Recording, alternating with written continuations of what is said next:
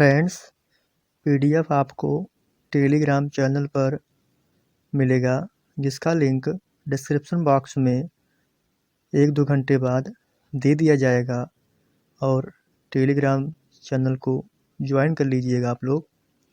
हमारी डिक्टेशन अगर आपको थोड़ा सा भी हेल्पफुल लगे तो इस चैनल को लाइक एवं सब्सक्राइब अवश्य करें।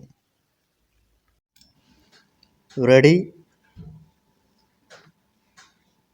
Start. The government's summit for developing nations, called the Voice of the Global South Summit, as its first big leadership level G20 event, is an extremely important signal. It is also a departure from New Delhi's looking towards the high table of global leadership, involving its relationship with the UNSC, P5, and G7, the most developed economies, to focusing on a more just view of the world and how the developing world is being affected by global inequities.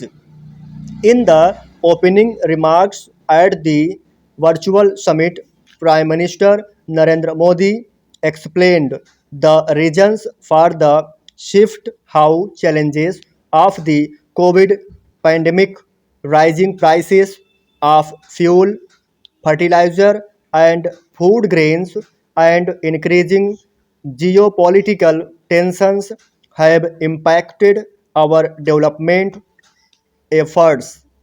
External Affairs Minister S. Jaishankar too spoke of India's need to envision a common future with the Global South and acknowledge India's common past with the Global South, many of whom have suffered colonialism.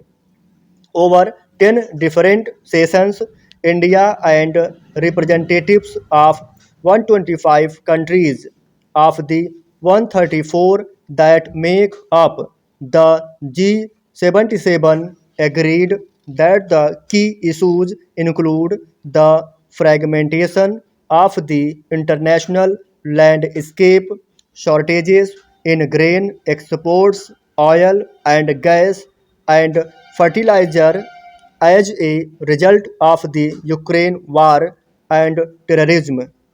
Of note was Mr. Modi's push for human centered globalization, countering the first world's view of expediting climate change goals at the cost of development, ensuring immigration and work mobility for skilled populations of the global south and resilient renewable energy access.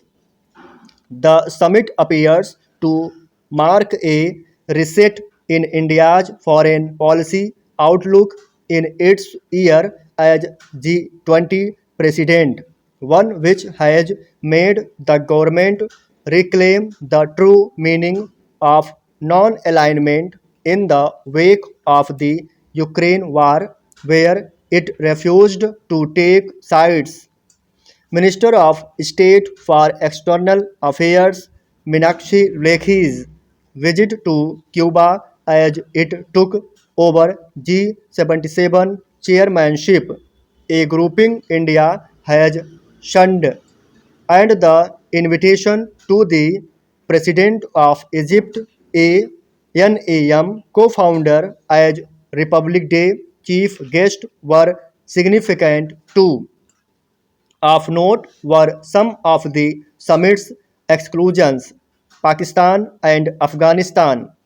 Of note too was the inclusion of Myanmar, whose junta regime has not been recognized but with which India has chosen to forge closer ties. It is hoped that the collective South South understanding of global issues will lead to a more inclusive meeting at the summit level, particularly with reference to Summit Asian and the subcontinent's regional problems. It is also of note that the grouping did not release a common or joint statement, and much of the narrative on outcomes is built on what Mr. Modi and Mr. Jaishankar said. For India to be heard as the voice of the global south at the G20, it must reflect on the aspirations of the other nations and amplify them as a true leader of the developing world at the G20 summit later this year. Thanks friends watching my video. Like, share and subscribe please.